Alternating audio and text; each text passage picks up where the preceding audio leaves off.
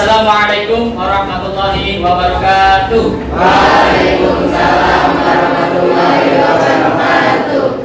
Bagaimana kabarnya hari ini? Sehat? Alhamdulillah. Alhamdulillah. Sebelum kita mulai pembelajaran hari ini, seperti biasa kita akan berdoa terlebih dahulu. Doa akan dipimpin oleh Aurel. Silakan Aurel, pimpin doa.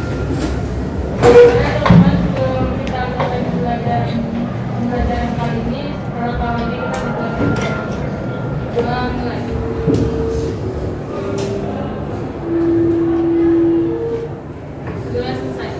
Sebelum kita mulai pembelajaran, seperti biasa kita cek kebersihan terlebih dahulu. Silakan cek lacinya di bawah meja, di kolong sampah. Kalau lagi sampah bawa keluar.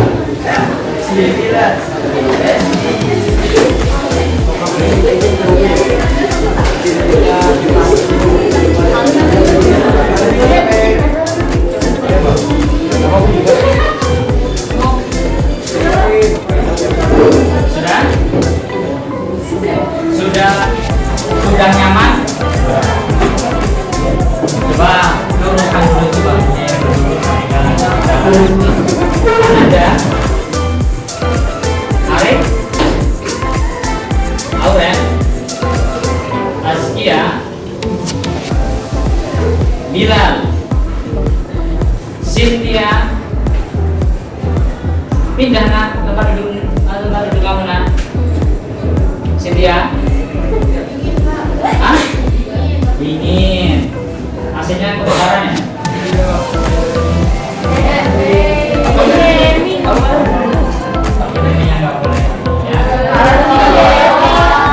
Itu apa namanya?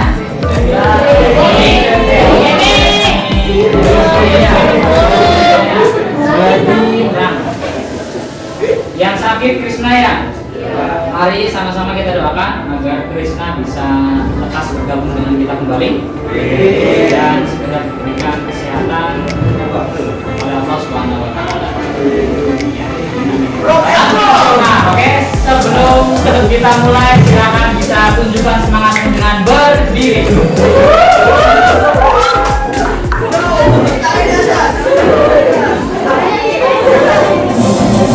Garuda Pancasila, akulah pendukungmu, patriot proklamasi, setia berkorban untukmu. Pancasila dasar negara, rakyat adil makmur sentosa, pribadi bangsaku. Ayo maju, maju, ayo maju, maju, ayo maju, maju. Sebelum kita bermain dengan mikrofon, kita akan coba cek terlebih dahulu pemahaman kalian tentang materi yang kemarin. Kita kemarin materinya belajar tentang apa? Teks, ceramah. Ceramah dengan 7 langkah-langkah yang kemarin sudah kita laksanakan. Dari nomor 1, 2, 3, 4, 5. Sudah? Berarti 1 sampai 5 aja? 6, 7 belum ya? Pertama ada pengetahuan. Kenapa harus pengetahuan? Ketika kita berbicara di depan. Ya? Kenapa? Biar nggak salah informasi. Jadi kalau mau berbicara di depan kita harus kuasai pengetahuan ya. Pengetahuan apa yang akan kita sampaikan. Kenapa harus ada kesiapan mental? Supaya tidak deg-degan dan supaya tidak panik. Supaya tidak deg-degan dan supaya tidak panik. Oh, betul sekali.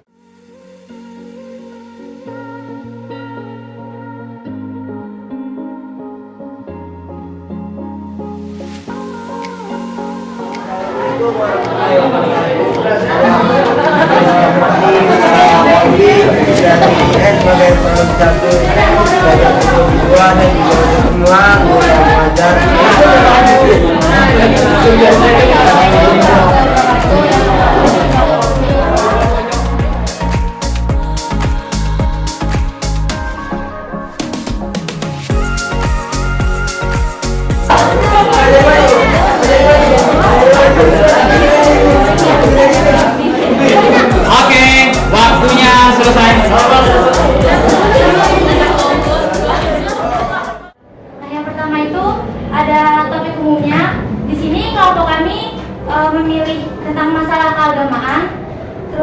spesifikasi topiknya itu tentang toleransi antar umat beragama. Terus di sini ada dasar pemilihannya, itu mengajak dan memberitahu kepada masyarakat pentingnya toleransi antar umat beragama di Indonesia. Terus yang kedua kan ada susunan tujuan umum sama khusus. Dan di sini kan topiknya sama tentang pentingnya toleransi antar umat beragama di Indonesia. Nah, tujuannya itu ada tujuan umum sama tujuan khusus. Nah, kelompok kami ini tujuan umumnya untuk menciptakan keharmonisan dan kedamaian. Kalau tujuan khususnya itu dapat menguatkan rasa nasionalisme dan menguatkan iman. Yang terhormat kepada Bapak Ilham Mukolbi SPD selaku Guru Bahasa Indonesia serta para penonton yang berbahagia. Pertama-tama marilah kita panjatkan puji serta syukur kita atas kehadirat Allah Subhanahu wa taala yang telah memberikan kita rahmat dan hidayahnya. Salawat serta salam tak lupa kita haturkan kepada junjungan besar Nabi Muhammad SAW. Semoga kita mendapatkan syafaat di hari akhir. Amin amin ya rabbal alamin. Perkenalkan, nama saya Junior Wahyu Pertiwi dari kelas 10-3. Pada kesempatan kali ini saya akan menyampaikan pidato yang berjudul pentingnya toleransi antar umat beragama di Indonesia. Toleransi perlu diterapkan di antara semua perbedaan, terutama dalam perbedaan beragama. Agama adalah suatu hal yang sangat sensitif di dalam kehidupan pribadi seseorang, karena agama itu kan berhubungan langsung dengan Sang Maha Pencipta. Maka dari itu kita semua tuh harus menghargai dan menghormati perbedaan agama maupun kepercayaan. Karena pada hakikatnya semua agama mengajarkan kebaikan pada semua umatnya. Marilah kita menjadikan keberagaman dan perbedaan menjadi suatu hal yang indah. Seperti warna semakin banyak akan semakin mempesona. Itulah Indonesia yang Pancasila dan berkebinekaan tunggal ika. Cukup sekian yang dapat saya sampaikan. Semoga bermanfaat untuk kita semua dan semoga kita selalu dalam lindungan Allah Subhanahu wa taala di dalam pandemi ini. Wabillahi taufiq wal hidayah. Wassalamualaikum warahmatullahi wabarakatuh. Waalaikumsalam. 6 poin. Apa yang sekiranya perlu kita berikan masukan? Ya, karena gak apa.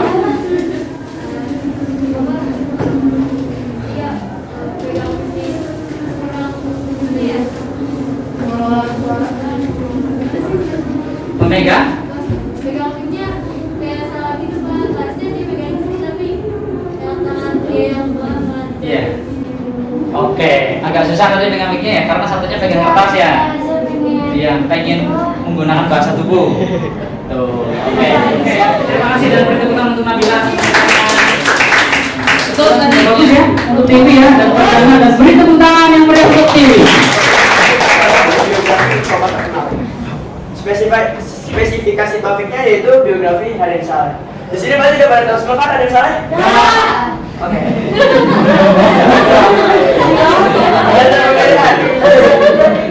Perbedaannya, kalau kami memilih biografi tokoh terkenal atau biografi Raden Saleh dikarenakan Raden Saleh sangat menginspirasi para pelajar untuk bekerja keras. Tapi dia mencuri.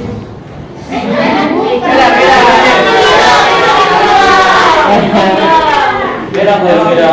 Oke, lanjut ya nomor kedua. Iya. Nah, di sini ada tujuan umum dan ada tujuan khusus. Tujuan umumnya itu untuk menginspirasi para pelajar supaya kita dapat bekerja keras. Karena kan Raden Saleh sebelum terkenal sampai sekarang, dia kan dulu dari ya orang yang tidak mampu bisa dibilang. Lalu ada informatif juga untuk yang belum tahu supaya mengenal lebih luas itu tentang Raden Saleh. Oke, di sini ada tujuan khususnya.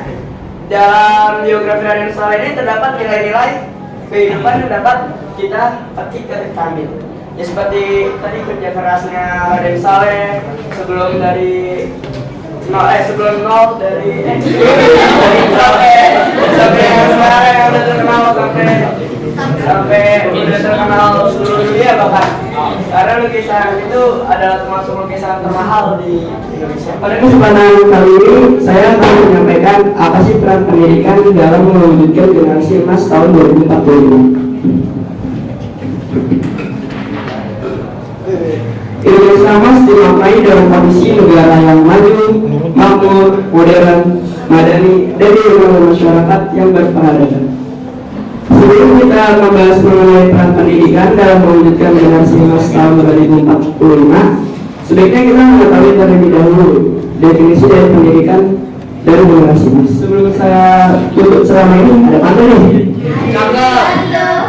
Ada pria, ada wanita. Ada cantik, ada tampan. Cukup di sini ceramah saya. Terima kasih sudah mendengarkan. Saya Exo 13 undur diri. Wassalamualaikum warahmatullahi wabarakatuh. Oke, ada dua. Silakan Regina dulu boleh. Regina, ini silakan. Ya. Ini masukan buat Excel, jangan terlalu baca, ada juga eye contact ke yang diperbanyak. Oh, yes. Eye contact ya. Oke. Tepuk tangan buat Regina. Kemudian Rafaiba. Oke, silakan berdiri Rafaiba. Menurut aku buat Excel tuh di bahasa tubuhnya kurang penekanan lagi aja. Bahasa tubuhnya kurang penekanan berarti seperti TV tadi ya? Harus lebih. Iya, harus lebih aktif lagi. Oke. Sepakat ya? Sepakat Excel ya? Ada lagi? Tepuk tangan buat Rafaiba. Selanjutnya siapa? Coba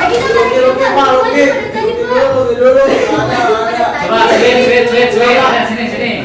Sweet.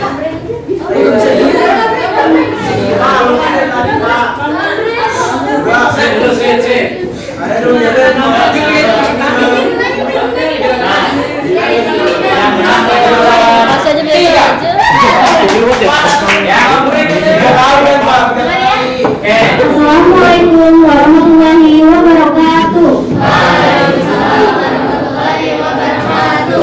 Yang hormat Bapak M. Ilhamul Kolbi selaku guru bahasa Indonesia serta para penonton yang berbahagia di telinga kita adalah generasi milenial ya. Namun bukan hanya generasi milenial saja, masih ada generasi-generasi lain yang harus Anda ketahui. Generasi yang pertama adalah generasi baby boomers tahun 1946 sampai 1964. Generasi yang kedua adalah generasi X 1965 sampai 1980. Generasi ketiga adalah generasi milenial tahun 1981 sampai 1994. Lalu yang selanjutnya ada generasi Z 1995 sampai 2010 seperti saya dan beberapa dari Anda. Lalu yang terakhir ada generasi Alpha dari lebih dari tahun 2000 ketahui. Kita hidup di zaman revolusi industri 4.0 karena generasi Z memiliki kemampuan yang luar biasa hebat. Dengan adanya pengajaran keterampilan seperti technical skill, conceptual skill, serta interpersonal skill akan sangat bermanfaat bagi para siswa pada dunia kerja yang layak. Selaku dari generasi Z mengajak para generasi terdahulu dan generasi Alpha untuk bersama-sama saling menginspirasi dan saling peduli serta saling mendukung. Karena untuk mencapai tujuan, kolaborasi sangat dibutuhkan oleh seluruh pihak, baik individu, institusi, regulator, dan pemerintahan untuk bergerak secara harmonis dalam keberlangsungan hidup saat ini dan generasi mendatang untuk mewujudkan impian dan melatih pamit undur diri. Wabillahi taufiq wal hidayah. Wassalamualaikum warahmatullahi wabarakatuh. Waalaikumsalam. Tiwi, Excel, Regina, walaupun dia membaca teks, ya, akan tetapi bisa menggunakan teks ini bukan tekstual, tetapi dia bisa mengolahnya, ya, dia bisa menggunakannya dengan baik sesuai dengan konteks dan kondisinya. Oke, beri tepuk tangan untuk 3 anak ini. Pembelajaran yang akan datang, kita akan mendengarkan Lucky. Siapa di sini? Aurel atau siapa? Aurel dan Nana. Minggu depan kita sudah mulai untuk masuk di materi yang kemarin, yaitu anekdot. Kita akan masuk di materi anekdot, ya. Dan untuk jumlah refleksinya nanti bisa diisi kembali Ya, di rumah kemarin ada yang berisi? Ya, nanti diisi. Ya, itu jadi masukan untuk saya. Paham ya? Selanjutnya ada yang ingin ditanyakan di materi ini? Masih benar dong, Pak? Ya, Ceramah itu sama nggak sih, Pak, sama pidato? ceramah dan pidato. Pidato itu lebih kepada formal dan tidak ada interaksi. Kemudian lebih kepada instruksional. Contoh, sambutan-sambutan itu maksudnya pidato.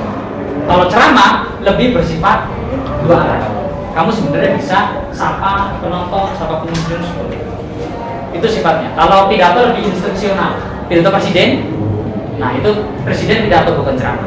Karena sifatnya instruksional. Gitu ya. Mari kita bersama-sama tutup dengan membaca doa majelis bersama-sama. Bismillahirrahmanirrahim.